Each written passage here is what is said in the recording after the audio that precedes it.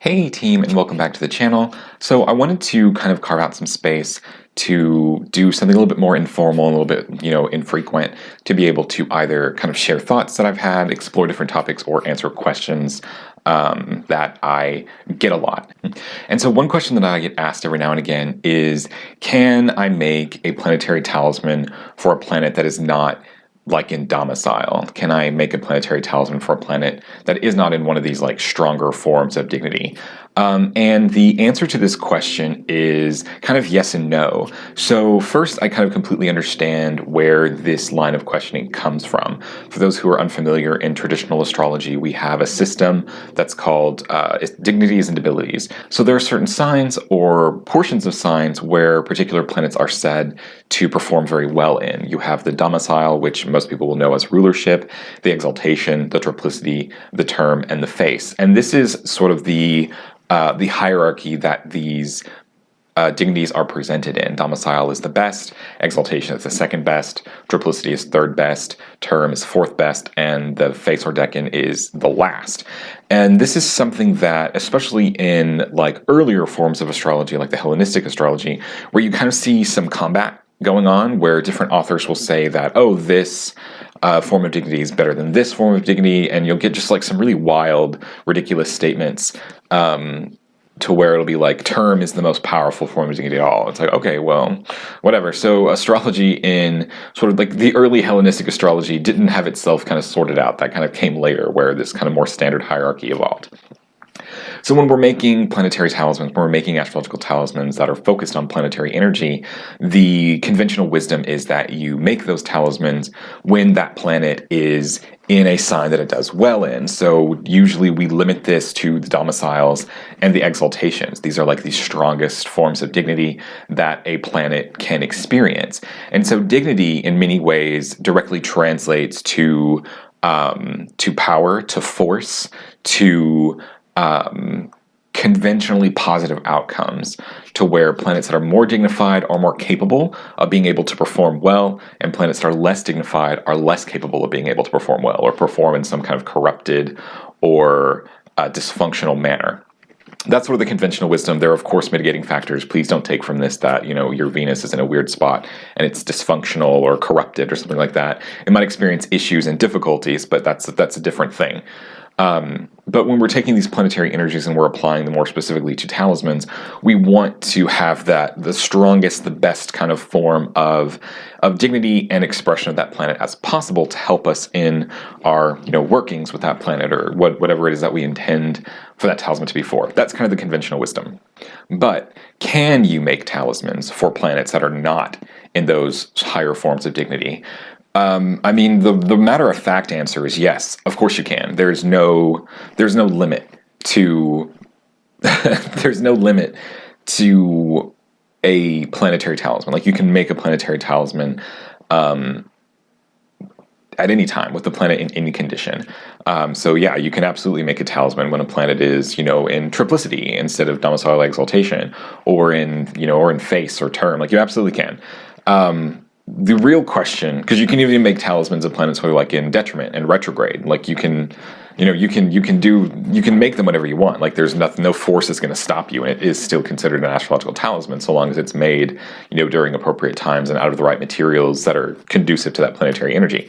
The rub is that the real question that you have to ask is not, can I do this, but what's the point of doing this? Like, what would the gain of this be? So I talked about the conventional wisdom being that you need the planet to be strong because you want that planet to be able to affect change. You want that planet to be able to affect change in the way that it does that. You want Jupiter to be able to do Jupiter things. So you want Jupiter to be in a place where Jupiter does well, so that Jupiter can kind of continue to create those good things for you, whatever it is that you need Jupiter to do for you.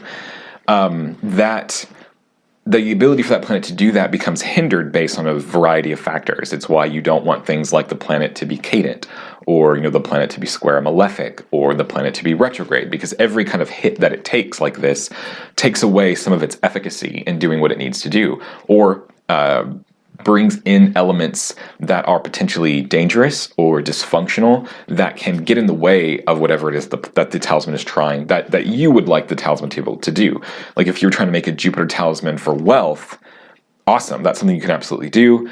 You know, if you put Jupiter in domicile to do that, then that's a great opportunity for Jupiter to have resources, to have power, to be able to provide wealth. But then if you like have Jupiter, you know, square Saturn, it's like, oh cool, you make wealth, and then here comes a bunch of bills that takes away any potential profit from that talisman that you had envisioned, or like severely reduces it. And so that's kind of that's why we go through this process in electing talismans. That's why we go through the process of trying to remove as many impediments as we can, because we want kind of the quickest way, the quickest, least complicated way to our goal as possible. You can't always get rid of everything, but there are certainly like big red flags you want to avoid. So that's the question that you really have to ask when it comes to, can you make talismans for planets that are not in domicile? Planets in domicile are almost always a good choice. Planets in exaltation even is another good choice. But when you get into like triplicity, term, and face, these tend to not be good choices because they're not seen as strong or effective forms of dignity for these planets. And this is a pretty common distinction throughout the tradition, where you have sort of like perfect, kind of like a perfect dignity and like an imperfect dignity. And I'm kind of borrowing some unofficial phrases here that I've borrowed from reception considerations. So kind of the short story is that reception is an astrological technique where planetary relationships are shaped based on sharing signs with one another. So you have kind of your big receptions, which are by domiciles and exaltations, and then your kind of like imperfect receptions, which are by triplicities, terms, and faces. So planets that share domiciles, like if Jupiter is in Taurus and Venus is in Pisces, that's considered a perfect reception. It's a really strong bond between these two planets. Like kind of a step down from that, but also considered a perfect reception, is through exaltation. So like Venus in Cancer, which is the exaltation of Jupiter, while Jupiter is in Pisces, the exaltation of Venus, that's another perfect reception, a really strong bond of like familiarity and cooperation forms between these two planets. Where this relationship, where this bond starts to break down, is when it's just through like triplicities, or just through terms, or just through faces, or just combinations of those things. But if you stack two of those together, so if a planet receives another planet by triplicity and term, well, that is also considered a perfect reception, because now we've upped kind of we've upped the familiarity. And this leads to kind of like a second point when it comes to the traditional dignity scheme. So first, we want to have planets that are in their dignities in talismanic operations, because it makes the planet strong and forceful, which helps it to actualize or materialize effects in the real world. That's the whole point that we're doing this.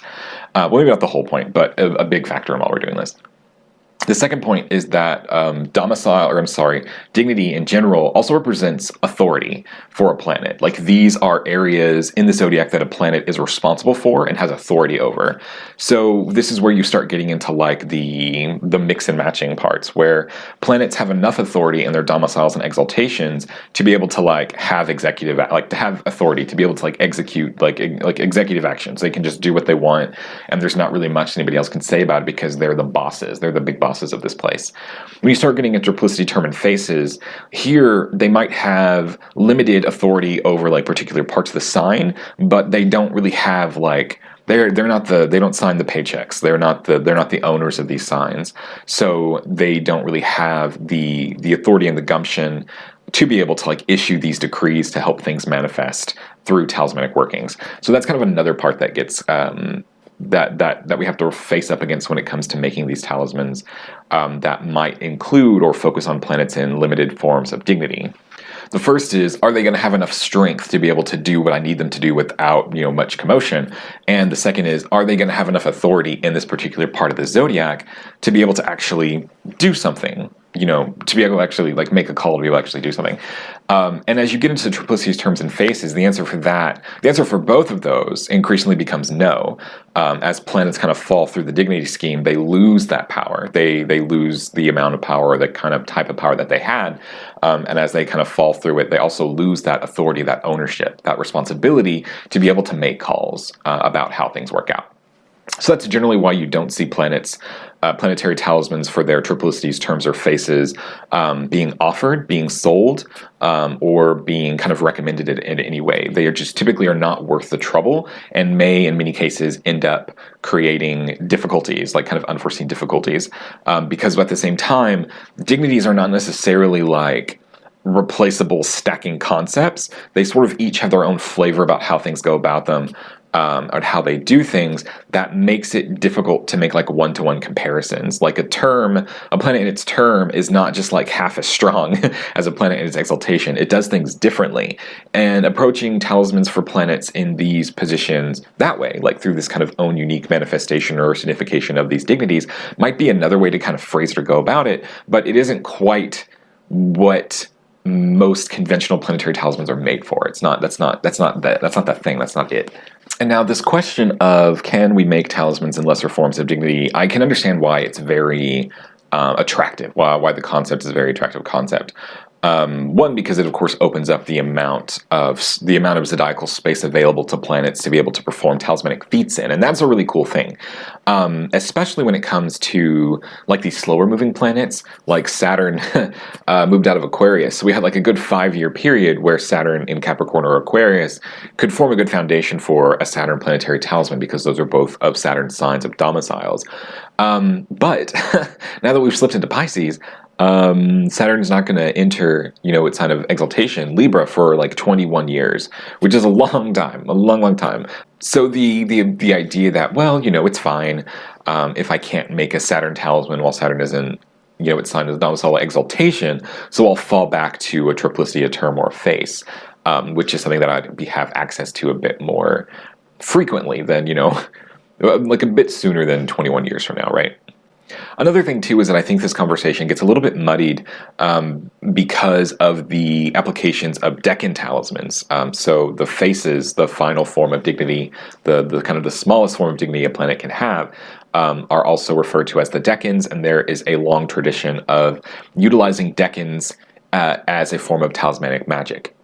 And one of the key electional considerations for making a decan talisman is for the planet that rules that decan to be present in the decan itself. So kind of a very similar angle from how we would handle a planetary talisman for like, I'm just going to, I guess, keep using Jupiter since I did, with Jupiter in domicile or Jupiter in exaltation. But we can also make Jupiter in decan talismans, because one of the components for making a decan talisman is for Jupiter to be in the decans that it rules. But I don't think this is the same, because decan talismans are much more similar to like lunar mansion talismans, to where each decan is not dependent upon its planetary ruler to provide it with its powers or its abilities or its effects. The decans kind of come preloaded with their own unique effects which may not be related to the planet that rules them at all. Like the first decan of Gemini, which is the decan that the sun is in while I'm making this video, is about like writing and knowledge and sciences and gaining that knowledge, which is on track for like a Gemini like a Gemini decan. Like that makes sense, and that those significations feel right for a talisman that's in like in the sign of Gemini. But the decan ruler of the first decan of Gemini is Jupiter, who doesn't care at all about those things. So these powers that the decans have are not necessarily related to their planetary lord in the way that we would kind of lean into that planet's power signification if we were making a standard planetary talisman. And I think that's really the big distinction, is that there's planetary talismans and then there's decan talismans, and they're kind of on two different they're like on two different things, but the decan talisman needs the planet to be in the decan to be able to work appropriately and connect to it, in much the same way that lunar mansion talismans need the moon to be present in that mansion to activate its powers. It's not that the moon does this. It's not that like the moon is the thing that these powers are coming from. It's something a little bit further away. This is also kind of like tangentially related to another question that I get every now and again, and I'm going to kind of bake it into advice here. So if you want to make a talisman for a planet that is not in its domicile or exaltation, if you want to experiment with a planetary talisman where the planet is in triplicity, term, or face, knock yourself out. do that. Go and give it a shot. But I think you have to do it a specific way. I think you have to elect for it in a very specific way. And I think this is where you need to bring in the dispositor to be able to actually do the thing. So you have to get the dispositor on board in some way. And the reason why I brought this up as a tangential thing is because a question that I get a lot. So when I was sharing elections for the Sun in Aries, like a Sun talisman, Sun exalted, the Sun in Aries talisman, I would get a lot of questions about, aren't you concerned about Mars in Cancer? Because Mars is the ruler of Aries, it's the Sun's dispositor. A dispositor is the planet that rules the Sun another planet is in. No, I don't care about that. Because the Sun is in exaltation. The Sun has enough power and authority and agency in the sign of Aries, where it has an elevated dignity status, to do whatever it needs to do without Mars's consent, opinion, or involvement. So it doesn't matter to me in a talisman that features the Sun in Aries what Mars is doing. I don't care if Mars is in Cancer. I don't care if Mars is retrograde, unless Mars rules the ascendant or something like that. But just because Mars is the planetary ruler, the domicile ruler of Aries, I don't really care, because the Sun, as the exaltation ruler, can take over that executive office for Aries. It has the ability to do that. And that's true for any planet in its exaltation. It's such an elevated form of dignity that they can do the thing.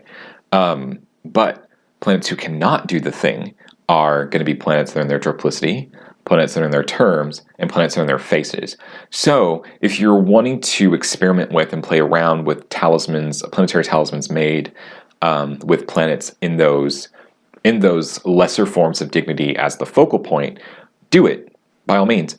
But make sure that their dispositor is involved and is well placed. Because what a dispositor does, usually, is provide resources for planets in their signs who don't have that strength to build up on their own, to be able to execute their plans and manifest their significations. So, if you want to make a, I don't even know. Give me a triplicity. If you want to make a Venus in an Earth sign, if you want to make a Venus in Virgo, oh, why would you? If you want to make a Venus in Capricorn, daytime triplicity talisman, because Venus has triplicity rulership in the Earth signs. If you wanted to have a Venus in Capricorn talisman focused on the fact that Venus is in triplicity during the daytime, then you would probably want to make it when Saturn was, well placed or in a sextile aspect with Venus. You would want to bring Saturn in to be able to help Venus access all of the resources that she is cut off from in Capricorn, by letting the planet that rules that sign open the door for her to be able to get to all the materials that she needs to do that. So that would be my advice if somebody was interested in exploring the application of lesser dignity planetary talismans. Do it. Just get the dispositor involved. And wear a helmet, maybe. Maybe that would be my advice, too. Maybe just wear a helmet. Be careful. Because while generally we only worry about negative effects when it comes to planets being in their detriment or fall, I'm not sure. I'm not sure what to expect exactly from planets made in these lesser forms of dignity. Probably not a whole lot. But maybe very specific changes that are difficult to be aware of and pay attention to. But yeah, this is an area of talismanic magic that I don't have any practical experience in. I've never made one. It always just seemed like not a great plan. But if you have experience in making talismans and these lesser forms of dignities, I would love to hear any stories that you have about it.